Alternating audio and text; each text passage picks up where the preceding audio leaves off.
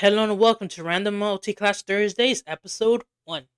In today's episode, I will be showing you how to build the Pray and Slay. This is a Paladin Cleric multi-class that takes on Polar Master and Great Weapon Master. If you're interested in today's build, make sure to like, comment, and subscribe to see my future D&D 5e and Baldur's Gate 3 builds. So yeah, let's just get right into today's video. Now, for our beginnings, there's two races that I think you probably should take here. I would either recommend Shatter Kai or a Variant Human. Now, Variant Human, I think we can all say why, a feat, but for Shatter Kai, we do get some pretty nice, proficiencies and overall features. Our Blessing of the Raven Queen basically being a teleport, um, being a free use of Mystic Step, proficiency bonus times per day, and also at level 3, when you use it, we gain resistance to all damage. So, yeah, this really allows you, especially when you pair this up with our later spell features, cleric features, I mean, to really just get into an area, activate Spirit Guardians, and then ask questions later. Especially since we will be using heavy armor with this build. Little spoilers there, but overall, it's a really good feature. Now, we do get Dark Vision, which is a little bit useless considering the cleric subclass we're going to be taking, but again, it's not bad to have Dark Vision. And we do also get advantage on charmed conditions, to saving throws to end or avoid charmed, which is situationally useful. I mean, I've never seen someone like regret not having it, but I've never seen someone regret having it. It's kind of like a ribbon feature almost. It's useful at times, but nah, like it's there, I guess. You also do get necrotic resistance, having resistance to necrotic damage. This is pretty damn nice, and Blessing of the Raven Queen does already give you resistance to everything, but having, just resistance to necrotic always active is pretty nice. And also, you don't have to sleep. Your long rests only take 4 hours, which for watching is pretty nice. And next, for human, you'll probably want to take Polar Master here, because this is going to be a Polar Master, Great Weapon Master, Cleric build, as I said in the preamble. So yeah, Polar Master, if you don't know what it does, when you take an attack action with any polearm, you can use your bonus action to make an additional attack with the butt of the weapon, dealing a d4 bludgeoning damage. Now, this doesn't matter because of the damage. At d4, it is low, but when you see all the stuff that we can add on to that, you can really tell where the big money starts to come here. And aside from that, Variant Humans, that's kind of all Variant Humans get. But they also get an additional skill proficiency. But Variant Humans, kind of worst trait is that they don't get Dark Vision. And since we're taking a certain Cleric domain, we don't have to worry about Dark Vision. Meaning, you can take Variant Human and not have to worry about no Dark Vision. You'll probably have better Dark Vision than your whole party. And I think that can actually be a pretty funny bit. Your whole party thinks, oh, we're going to a cave, let's get torches for the human, and then somehow the human ends up outranging all of them, and they're the ones that need the torches, not the human. I think that would be pretty funny, a pretty funny you know, like concept. But yeah, aside from that, for our stats, I would probably recommend taking a good. Your highest stat should probably be your strength or wisdom. Those should probably be your 16s or whatever you roll or whatever type, whatever stats array you're using. Those should probably be your highest stats. Your second highest should be Constitution, because Constitution is important for every character. And then, if you have to take multi-ability score requirements or prerequisites, then please take that 13 Charisma, because you need it to take Paladin levels. But if your DM doesn't care for them, then by all means, you can you can dump Charisma and I don't know. Your dexterity and intelligence, those kind of don't matter. I mean, dumping dexterity never feels good. So if you want to, make it like a 10 dexterity if you can. But if you can't, don't lose any sleep over it. This build, you'll be fine. This build can handle itself decently well, I feel. But yeah, for a level 1 feat, again, take Polar Master for obvious reasons. And then level 1, we'll be taking Cleric here. And we'll be taking Twilight Domain Cleric, which I know at some tables is banned because it is a tiny bit powerful. So if a Twilight Domain Cleric at your table is banned, then please take either Tempest could work, Tempest, War, or any other Cleric domain that gives you heavy armor. Just take those because I think you'll be fine. As long as you get heavy armor at your first level of Cleric, don't worry about it. Now, at first level cleric, we get our spell casting, which includes ritual casting, which is very nice, and we also get our subclass. We'll be taking, surprised to no one almost, Twilight Domain. Twilight Domain is a very powerful cleric subclass for many reasons, but not because of its spell list. The Twilight Domain spells isn't bad. We do get stuff like Fairy Fire, Moonbeam, or Vitality, Liamon's Tiny Hut, but we don't really get spells that are like, oh my gosh, we get this spell. It's more of like, oh yeah, it's nice to have. Greater Invisibility, not a bad spell by all means, but when we have to trade it for Spirit Guardians, you start to get a little bit more, like you don't know how to feel about it. But we do also get some nice bonus proficiencies as a Twilight Domain cleric with martial weapons and heavy armor. You know, heavy armor is pretty good, especially when you are a strength-based character. And martial weapons, well, we're taking Polar Master, so we'll be needing those martial weapons. Our first level feature basically just gives us dark vision out of a range of 300 feet and allows us to share that dark vision with all of our allies. So yeah, now we don't have to worry about, oh, the human having no dark vision, because now we have the best dark vision in the game. And also, at a second first level, I guess our third first level feature, we get Vigilant Blessing. Next time we want to roll initiative, or any of our teammates want to roll initiative, we have to touch them, so range of touch, and they have advantage on their next initiative roll. This lasts until they roll initiative. So at the beginning of the day, or in the middle of the night, you could touch one of your party members, and then until they roll initiative, they have advantage. So if they get surprised, they still have it. It doesn't matter. You can literally touch them in the middle, like 3 a.m., sneak into the room, poke, they got it. It doesn't matter. Now, at level 1, we do get some cleric spells, such as cantrips and overall other stuff. Now, Mending, Sacred Flame, Thaumaturgy, Toll the Dead. I think Toll the Dead and Sacred Flame is a pretty good combo. If you do, like, I guess if you want range, I mean, I think if you want range, Toll the Dead probably will just be your best bet. But Sacred Flame is cool for like thematic reasons. You could almost have it where you like conjure Sacred Flame, then you like baseball, use your polearm, your glaive as a baseball, and kind of just send the Sacred Flame at some. It's a cool mental image, you could say. Now for first level spells, I think this build will be needing Bless. I think Bless definitely will be one of our spells we do concentrate on. Maybe when we're out of third level spell slots to cast a certain spell. Spoilers. I do think Bless definitely is a good pick. Again, Healing Word, Cure Wounds, Guiding Bolt. You can never go wrong with those spells.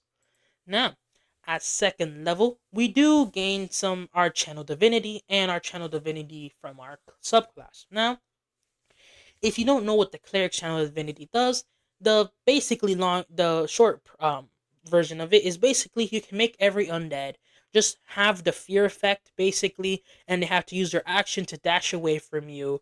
And if they can't move away from you, they have to take the dodge action. It's not bad, but again, it's more of a like a it's situational, but not like the situational that happens really often. It's more of like I don't know if you want to be using your channel divinity for that when especially you have a pretty broken channel divinity in Twilight Sanctuary. Basically, Twilight Sanctuary makes a 30-foot radius spear from you that is filled with dim light. I mean, my bad. And basically, this spear moves with you as you move and lasts for 1 minute until you are incapacitated or die. And whenever a creature, including you, ends its turn in the spear, my bad, you can grant them some pretty cool benefits. They can get temporary hit points equal to D6 plus your cleric level, so pretty damn high, or you can end charmed or frightened on them. Yeah, as you can see, this feature is pretty damn good, especially since you can see dim light as like basically bright light with your eyes of the night feature, meaning this really doesn't matter. And if your fighter or if your human paladin doesn't have dark vision, your first level Eyes of Night feature actually allows you to share that dark vision with them, so that's really not a problem here. So yeah, Channel Divinity, Twilight Sanctuary, it's probably what you're going to be using your Channel Divinity for. I feel like every combat, if you have a Channel Divinity, you'll probably just throw this up and just move up. And also, if you have a rogue Arcane Tricksters, shout out all my Arcane Tricksters out there, that has that uses Shadow Knife, then yeah, they're really gonna love you a lot. They're probably gonna you're probably gonna be their favorite party member because them being able to get advantage with their Shadow Knife attacks is extremely good, and also you're a frontline character, so you will be up and close to your enemies, just slashing them up. And now at our third level cleric, as a third level cleric, we don't get any like big features, but we do get third level spells. I mean second level, my bad. Next we get aid. Aid's of course a really good pick, simply because more HP will always be nice.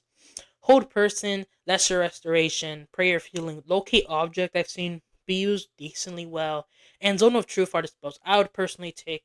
Spiritual weapon is pretty useless for this build because we do plan on taking Great Weapon Master and doing all of that fun. So yeah, overall, I definitely do think just stick with the cleric spells you normally take, except for spiritual weapon. Now at fourth level, we do gain a feat and or ASI. So if you want to, I probably would either increase your wisdom, strength, or take the Great Weapon Master feat. Great Weapon Master basically allows you to take a -5 penalty to attack rolls, but if the attack hits, you gain a +10 to damage. This is really nice when you combine it with the fact that the cleric only hits once. So being able to kind of like do Nova amounts of damage every turn, especially with some higher level features, is really nice, especially when you're a spellcaster with the full paladin spellcasting at your hands. Overall, pretty damn good feature, and would recommend. At cleric level 5, we do now get our destroy undead. Basically, if any undead fails their saving throw for turn undead, and if their CR 1/2 or lower, they automatically get poofed out of existence. Very powerful feature, but Twilight Sanctuary, I think still has them beat by a decent margin. Now, the clerics, at third level cleric spells, you can get animate dead, so you can make yourself some friends, or a vitality. You could take daylight to spell magic, mass healing word, remove curse, revivify, sending, speak with dead, spirit guardians, spirit shroud. Now, spoiler alert, the main spell we'll be taking here is spirit guardians. I mean, come on, can you blame me? Spirit guardians is just so damn OP. And also, this build will be using your concentration very active. You will always have Spirit Guardians or Bless Up, one of the two. I don't know any other concentration spells you would want to have up, if I'm being honest. Spirit Guardians being able to give yourself an extra 3d8 radiant damage almost every single turn if you're next to an enemy. And hey, if you take Sentinel on this build, which I don't know if I recommend, then you're gonna be cooking if you take Sentinel Spirit Guardians. Because if you don't know, if an enemy enters your Spirit Guardian's aura, which is 15 feet, so not the biggest, but pretty good, their speed is halved, which is nice. No saving throw, they're just halved speed. And if they fail a saving throw, they take 3d8 radiant damage or necrotic. But if they succeed, they take half as much damage. This will always be better than Spirit Shroud, because Spirit Shroud really depends. Spirit Shroud's really good on like a fighter that does like 19 attacks in one turn. But when you're when you're a cleric using Spirit Guardians, Spirit Shroud kind of was only good for like wizards or stuff like that. Spirit Guardians, however, is just really extremely powerful. Now, at level 6, we gain an additional use of Channel Divinity, which Channel Divinities do regain once per short rest. So now you get 2 of them back per short rest. And then so you get an additional subclass feature. The Twilight Domain Cleric subclass feature is extremely broken. Who'd have thought, huh?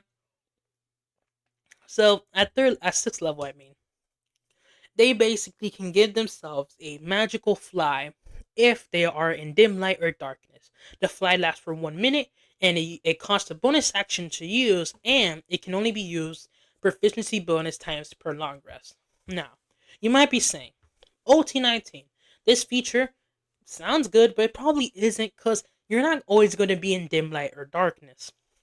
Then you realize that the Twilight Sanctuary makes an aura of dim light or darkness that moves with us, meaning that 3 times per long rest, as long as we get 1 short rest, which I'm pretty sure most people probably would, we'll be able to use Steps of the Night to just gain a free flight in any fight we want that we use our Channel Divinity. And hey, action economy wise, it works. Channel Divinity is an action, and your Steps of the Night feature is a bonus action. So your first turn of combat, you can use your Channel Divinity Twilight Sanctuary, Steps of the Night, fly around with spirit guard, and there's a chance you can actually precast spirit guardians. So if you can have a precasted spirit guardians and just fly around destroying your enemies with radiant and necrotic goodness. And then when you land on an enemy, or if you're just flying above them, you can hit them with Polar Master, Great Weapon Master, BOGO damage. Especially at later levels when you get your smites, you're gonna be incinerating your enemies. So speaking of smites, this is again a paladin build. So yeah, at character level 7, we'll be taking that first level paladin. We get lay on hands and divine sense. Lay on hands allows us to do some extra healing, which eh, now we can spend 5 hit points of healing to basically cure a target of a disease or neutralize poisons. One poison affecting it. It's nice. I mean, again, it's not OP or anything, but I don't mind it. Now at level 2 of Paladin, so character level 8, we do get some pretty nice things. First, we get a fighting style. Now, honestly, here I think you probably want to take defense, so that you can get hit less and your concentration signatures are better, or blind fighting. I mean, being blind sight is pretty nice, and I mean, either ways, you do have pretty good AOE abilities. So if an enemy's invisible, just hucking a fireball where you last saw them probably will do you good. But I mean, hey, blind fighting can be nice, and also defense in general is just always will be good. Now you do also get paladin spellcasting, which looking at the spell list, yeah, I think we've looked at the spell list. I mean, it's just a cleric spell list, but having a bunch of concentration taking up smites, which we're not going to be using ever, in my opinion. Next, we get Divine Smite. If you don't know what Divine Smite does, it basically allows us to waste one spell slot to deal some additional radiant damage. For a first level spell slot, we're allowed to do 2d8 radiant damage, and for a third level spell slot, we can do up to what, like, I think 5d8 damage. I think it's the third level is like maximum caster, right? The second is third. No, it's a fourth level. Wait, damn, my brains. Whatever. We can basically upcast this, I think, to either third or fourth level. I think I may stand corrected there, and do up to 5d8 or 6d8 if we face an undead or fiend amount of radiant damage for wasting a couple spell slots. This really kind of adds to the idea that we're kind of a cleric that goes up to his enemies, smites the living hell out of them, and then just stays there with the really high armor class and decent HP pool with Spirit Guardian, slowing them down and dealing residual damage. Plus, we can also fly away from them. And as you can see, this build does kind of add a lot of really cool stuff. And also, Divine Smite is just really nice because as a full caster, taking paladin levels doesn't cripple our spell casting. It kind of it like peters out a little bit. It's not the best, but again, it doesn't really hurt us. So being able to just increase our spell casting, granted not the highest, but being able to get those higher level spell slots and just deal really good melee damage is overall just super nice. And yeah, aside from that, that's kind of when we're going to be stop taking paladin levels. And I think for the rest of these levels, we'll just be taking cleric. At 7th level cleric, we get 4th level spell slots, which I mean, honestly, pick your favorite. Guardian of Faith can be Death Ward, Banishment. Those can be some pretty nice spells, especially in those moments where you really need them. And at level 8, we do gain a feature which actually improves our damage wise, and we also get an ASI for our abilities for improvement.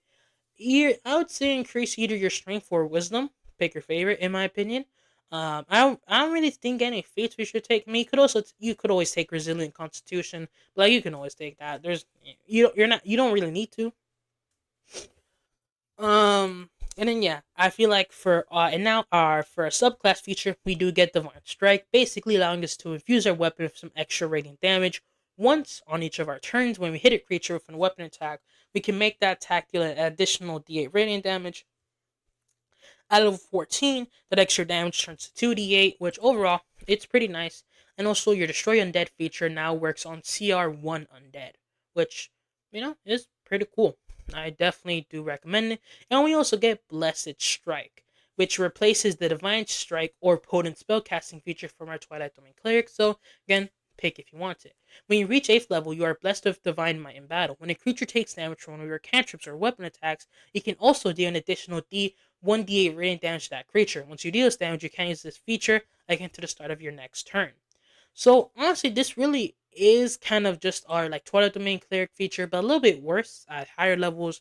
But it also allows us to use cantrips, which I mean I don't really think we'll be using cantrips like that. But it's there, and honestly, I don't really think it's anything bad. I'm not gonna make it sound bad. It's useful, and hey, it adds to our Nova damage or our burst damage. Well, this build's more sustained than anything, but and now, at ninth level of cleric, we get fifth level spells. Here, I mean, holy weapon.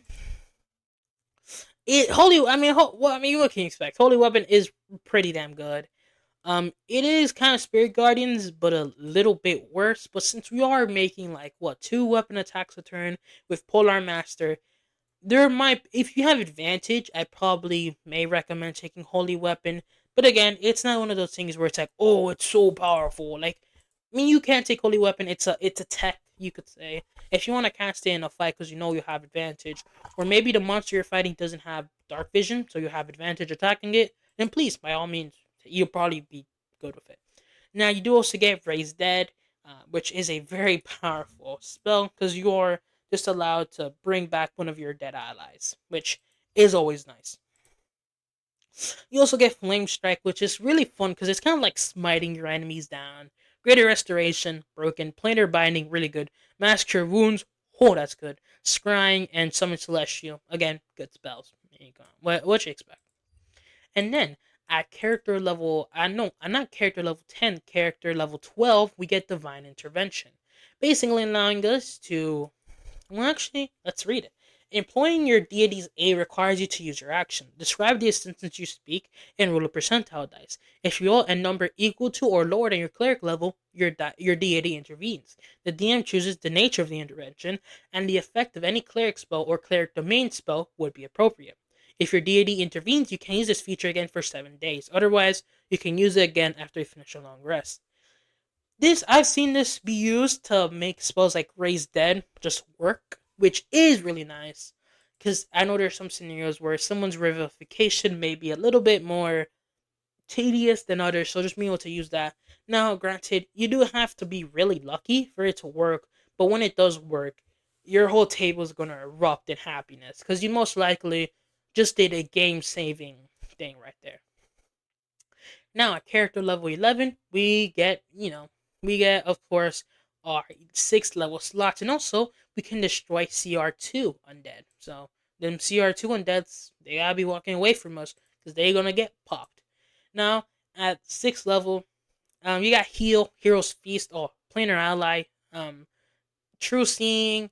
I mean, Hero's Feast, I think is the obvious pick. Just giving your allies more HP, this and also a bunch of really cool features. Being immune to poison and frightened, and also all wisdom saves you make with advantage is extremely good. And also, your teammates probably will enjoy getting a really good meal. They most likely will enjoy it. Now at character level 13, we do get an additional ability score improvement. Here, I think most definitely I think if our strength is maxed out, I think here's when we increase our wisdom, get that better saving throw DC. Because again, this is less of a saving throw cleric and more of a like smitey big bash cleric. So, I mean, also if you can find a way where you can attack with if you can find a way to get Shillelagh, then I think because what can you use Shillelagh on specifically? Because if you can find a way to get Shillelagh, then please by all means get yourself Shillelagh. It really helps this build. Club or quarterstaff. You can use a quarterstaff for Great Weapon Master, but you don't. Well, you can use it for Polar Master. So, if you want to take the Shillelagh version of this build, then I definitely think that is potentially an option. But I think I'll probably save that for another random multi-class Thursday. So yeah, so I think what else? So at character level 13, we get 7th level spells, which is again, it's nice. Conjure Celestial, Firestorm, Divine, Resurrection, Regenerate, Plane Shift. It's nice. Nice spells. And honestly, I think that's kind of where we end the video here. I mean, we don't really get much other notable things for this build. And yeah, I think this is where we head into the wrap up. To wrap up this build's main objective is kind of being a pretty good support, but also being a really good just damage dealer.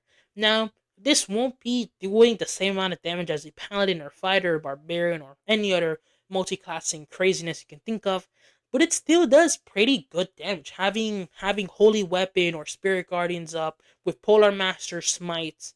If you want to just Nova for one whole round, then you can Nova the hell out of your enemies. And also being able to use spells like Aid and Hero's Feast really allows your party to just really be very tanky and may make your wizard actually break over 100 HP, which is extremely rare for wizards. But yeah, overall, I think that's kind of today's build. If you guys did enjoy this video or have any suggestions for this build or something that can make it better, make sure to leave that down below. And yeah, that's been your boy OT19. OT19 signing out. Peace.